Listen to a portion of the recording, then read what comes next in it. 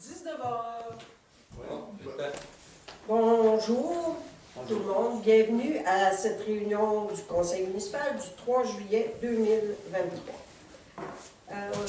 D'entrée de jeu, je veux, au nom de tous les membres du Conseil, offrir toutes nos sympathies à la famille du conseiller Régent Leclerc qui nous a quittés le 8 juin dernier. Un départ qui laisse un grand vide à la table du Conseil. Régent a été conseiller durant 35 ans. Cela démontre le grand intérêt qu'il avait pour son village. Il m'a toujours été de bons conseils et j'étais heureuse qu'il fasse partie de notre équipe. Repose en paix, cher Régent. J'aimerais qu'on se recueille peut-être quelques secondes en mémoire de notre confrère.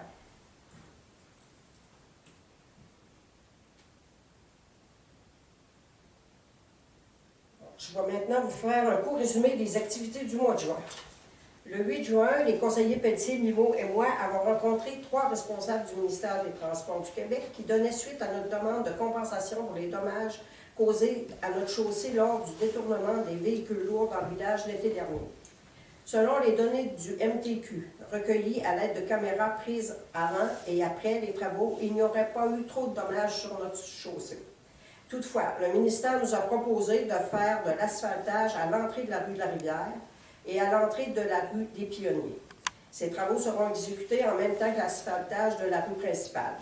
Et de notre côté, nous en profiterons aussi pour faire de l'asphaltage dans nos rues. J'attends toujours la soumission des entreprises du Mont-Sterling. J'ai relancé le responsable, j'ai parlé au téléphone la semaine passée. Il me promet toujours de me la donner dans les prochains jours, mais je ne l'ai pas encore reçu. Mais par contre, sachez que l'entrepreneur qui fait les travaux est tenu de remettre tous les terrains en ordre avant son départ. Nous devrons leur signer une décharge lorsque nous serons satisfaits des réparations effectuées. Le 12 juin, la directrice générale et moi-même avons assisté à l'événement de clôture du Lab Nourrir notre monde. Les organisateurs nous ont présenté les retombées de ce projet pilote. Pour Marsoui, le projet retenu a été la magnifique cour d'école. Le même jour, à 19h, en présence de plusieurs élus, a eu lieu l'Assemblée publique qui avait pour but de tenter de former un comité provisoire pour une possible relance du comité municipal des loisirs. Quelques personnes du public ont assisté à cette rencontre et malheureusement, la responsable du comité ne s'est pas présentée. Force nous a été de constater que l'intérêt pour un tel comité n'existe plus.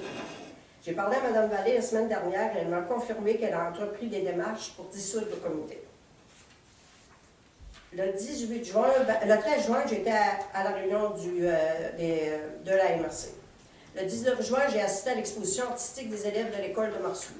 Bravo à Amélie Cadieux, la professeure d'art plastique, qui a su, encore cette année, mettre en valeur les talents des élèves de l'école en présentant une exposition impressionnante. Le 22 juin, inauguration du parc école communautaire Les Petits Sommeurs. Un bel exemple de partenariat de plusieurs intervenants, un travail de bénévoles impressionnant. C'est une grande fierté pour notre village de posséder un parc de cette envergure. Notre reconnaissance va aux bénévoles qui poursuivent le travail, spécialement à Marlène Soyer et à son équipe. Le 24 juin, nous avons dû annuler le feu de la Saint-Jean à cause des restrictions que vous connaissez. Le feu sera monté et nous trouverons une occasion pour l'allumer lorsque les restrictions seront levées. Pourquoi pas en créant un événement intitulé la Saint-Jean prise 2, tel que proposé par la conseillère Joëlle Dion. Donc, voilà, c'est le résumé du mois de juin. Donc, on va procéder à la lecture de l'ordre du jour. Vérification du quorum et mot de bienvenue. Lecture et adoption de l'ordre du jour. Adoption du procès-verbal du 5 juin. Analyse des comptes payés et à payer. Dans les affaires nouvelles, en A, offre de service ZIP Gaspésie. En B, demande Primada. C, approbation des états financiers 2022. D, état de la situation financière, rapport du maire. E, poste vacant conseiller numéro 6. F, Furie 2023. G, commande d'abrasif pour 2023-2024. H, signalisation plage. I, offre de service hydrogéologue. J, subvention annuelle du MTQ. K, modification de la programmation de la TEC. Et L, suivi de rencontre avec Monseigneur Lamoureux. Ensuite, il y aura le dossier des conseillers, la période de questions et la clôture de la séance. Ça me prend une proposition pour accepter l'ordre du jour. Renaud Pelletier. Merci. Donc, on a quorum, évidemment. Vous avez vu, là maintenant, c'est l'adoption du procès-verbal de la dernière réunion. Vous l'avez vu, vous avez pris connaissance.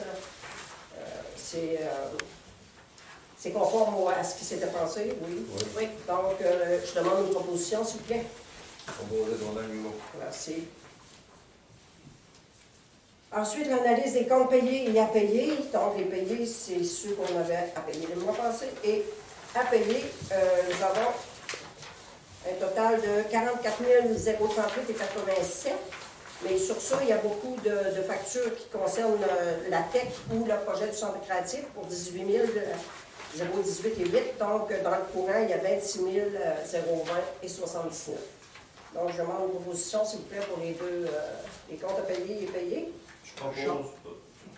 Jean-Sébastien. Jean-Sébastien.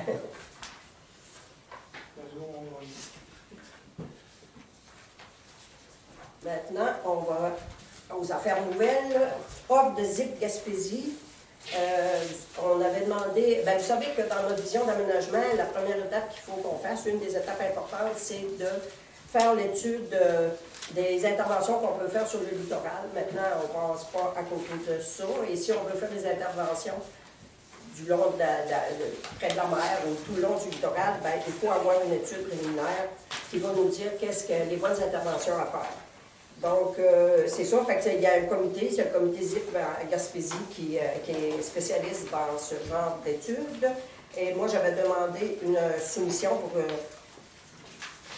cette étude-là. Et j'ai eu l'offre de service. Je vous dis que c'est sûr que c'est pas donné. Ça représente 29 184 $ rapport des taxes.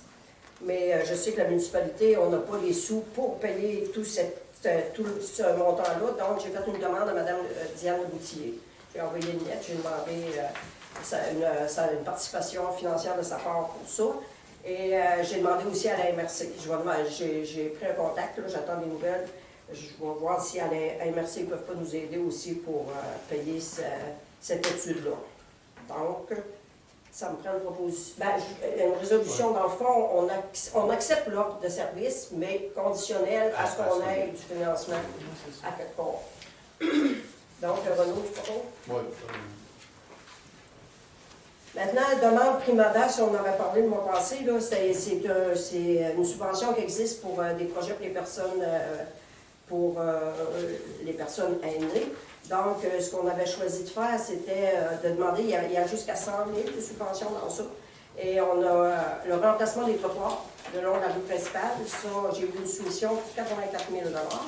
Et ajout d'éclairage dans le parc couturier aussi, pour 15 900. Donc, j'ai fait une demande de subvention pour 99 974 $.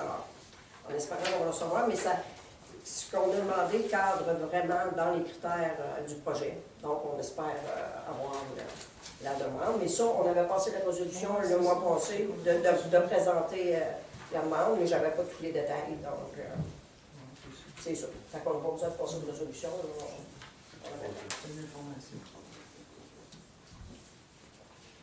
Ça prenait plusieurs mois avant d'avoir des nouvelles.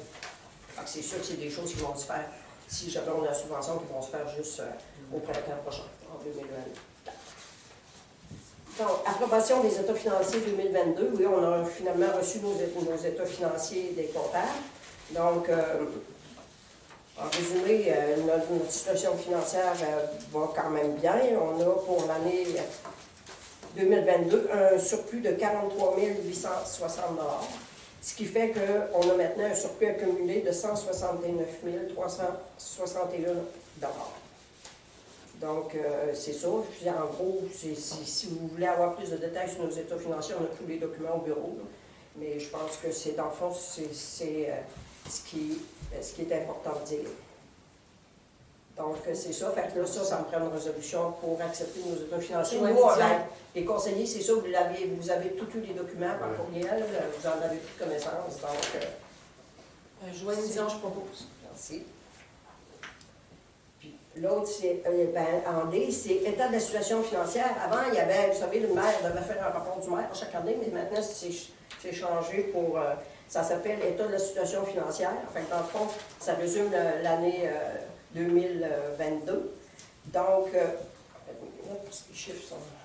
C'est ça que je veux vous dire, c'est que les charges pour, les revenus, on avait prévu des revenus de 643 863, mais on a eu plus de revenus, 716 621. Donc, plus de taxes, puis il y a beaucoup, c'est les droits de mutation aussi qu'on a eu beaucoup. On avait prévu 2500, tu sais, les taxes, la taxe, ce qu'on appelle la taxe de bienvenue, mais on a eu 20 636 dans ça. Donc, il y a des items où on a eu plus que ce qu'on avait prévu, parce que vous savez que les budgets municipaux, c'est toujours des prévisions. Il y a des choses qui sont fixes, que l'on sait d'avance, mais il y a des choses qui peuvent changer durant l'année. Donc, c'est ça, fait qu'on a fait plus de profits là. Mais par contre, dans les charges, bien, ça a été, on avait prévu 559 503 dans les dépenses et on a dépensé 611 029 34. Donc, c'est ça, il y a une différence de... Mais si on prend les revenus moins les dépenses, on avait un surplus, dans le fond, dans l'année de 105 592, sauf qu'il y a eu des conciliations à des fins fiscales pour 61 732. Ce sont des factures qui doivent être incluses dans le budget de 2022, mais qui ont été payées en 2023. Donc, ce qui fait que, dans le fond, c'est ça, comme je vous ai dit tantôt, on a un surplus pour l'année de 43 859 et 80. Mais je peux vous dire aussi qu'on a fait plusieurs réalisations. Vous savez, vous l'avez vu, avec les projets qu'on a eus. On a rénové l'édifice couturier, on a fait un entrepôt pour les selles, on a fait la toiture de la station de pompage, on a enlevé une partie de la vieille entrepôt, on a fait un nouveau mur. On est en train de faire le projet, bien ça, le projet du centre créatif, c'est pour 2023. On a aussi fait notre vision d'aménagement. Puis on a eu beaucoup de travaux qui ont été payés par la taxe d'assises. Puis on a acheté aussi le chargeur mécanique qui est compté en 2023. Parce que, on l'a acheté à la fin de l'année, en décembre. Bon, c'est ça. Puis ce qui est pas le fun cette année, c'est qu'on n'a pas de projet faire, qu'on avait 10 000 à chaque année. Quand le nouveau budget, M. De la CAQ, ils ont enlevé ce programme-là, c'était réservé à la Gaspésie, ça. Ils l'ont enlevé en nous promettant qu'il y aurait un autre programme qui va le remplacer, mais à date, on n'a pas eu de nouvelles pour ça. Ça va aller probablement juste à l'année prochaine. Donc, voilà, c'est ça. Mais ça me prend une proposition aussi pour mon rapport. Richard Gagné. Merci.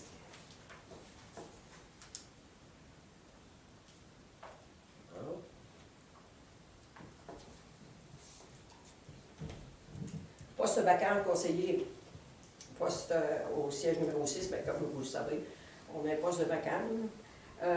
Donc, on est tenu d'annoncer à la réunion du conseil qu'il y a maintenant un poste vacant au sein du conseil municipal.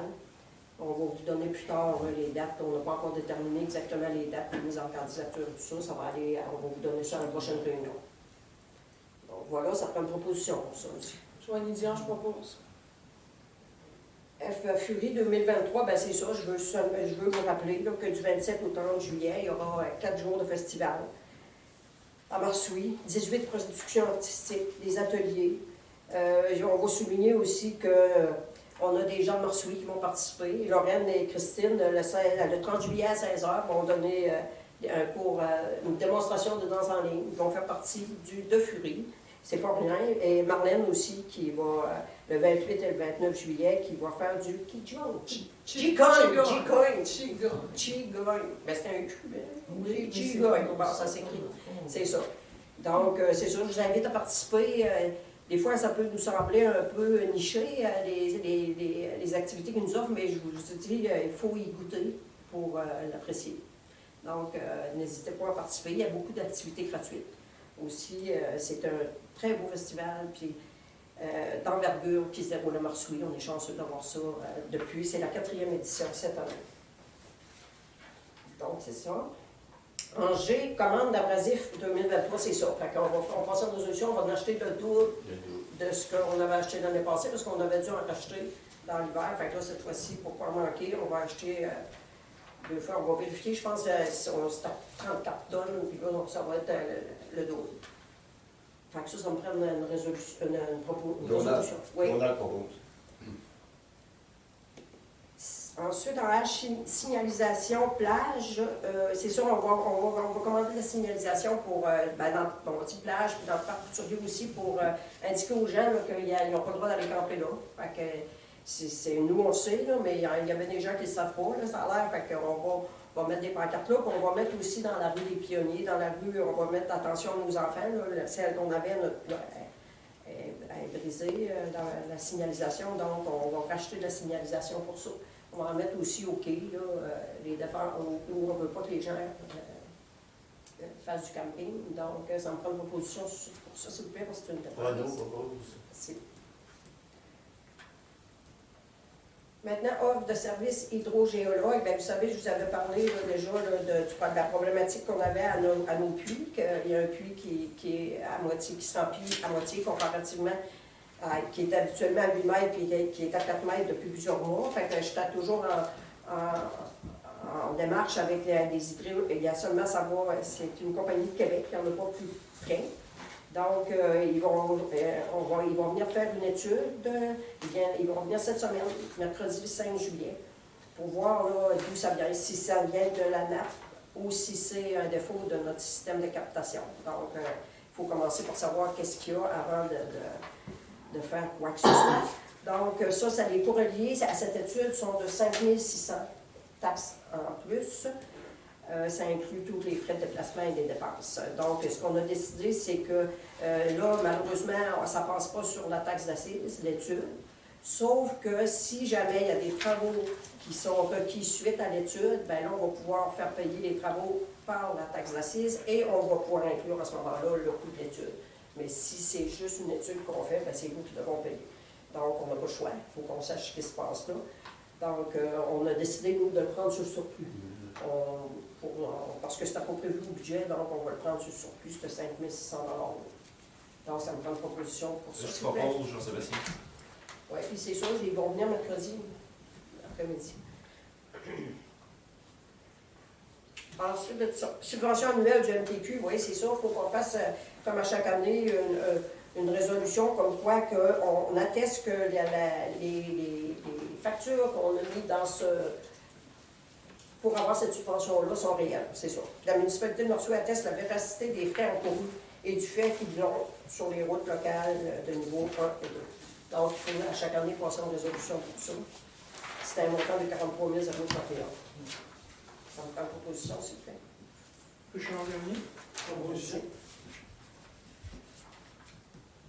Maintenant, modification de programmation de la TEC, oui, c'est ça, on l'avait pensé le mois dernier, la deuxième programmation, la deuxième.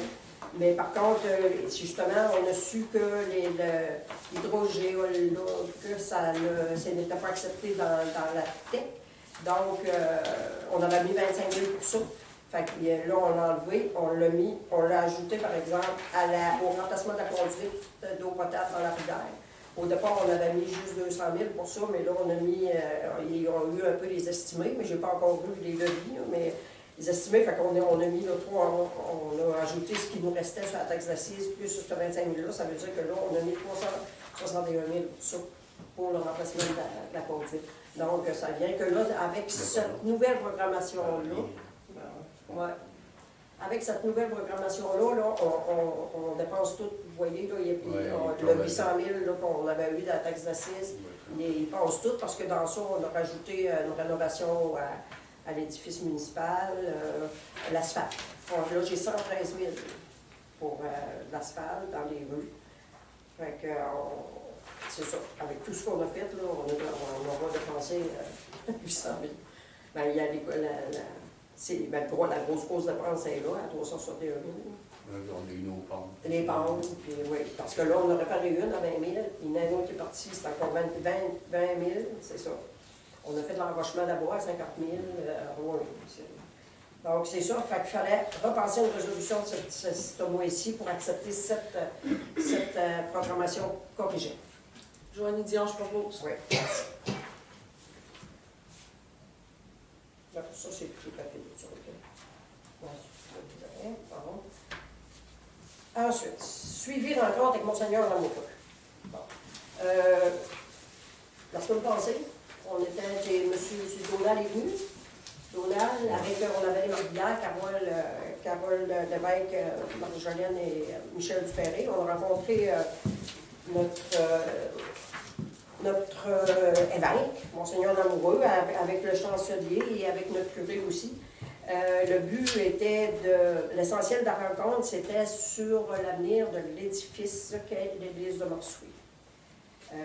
C'est la première fois, je vais vous lire un petit résumé de ce que j'avais demandé, moi, au chancelier qui m'envoie un résumé de notre rencontre. Donc, il dit « L'essentiel de notre rencontre a porté sur l'avenir de l'édifice qu'est l'église du village.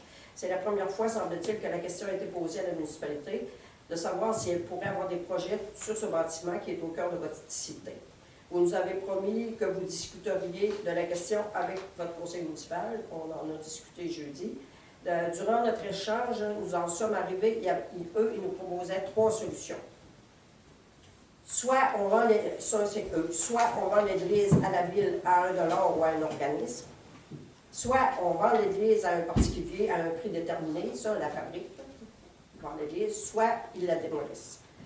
Donc, c'est les propositions qu'ils nous ont faites.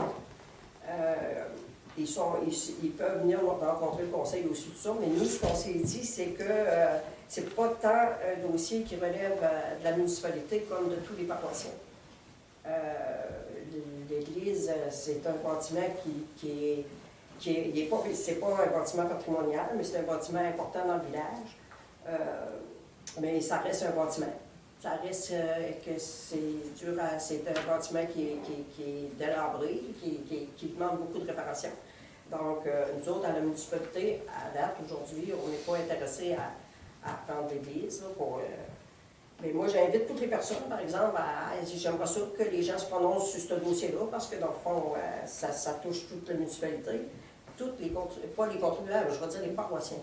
C'est plus ça.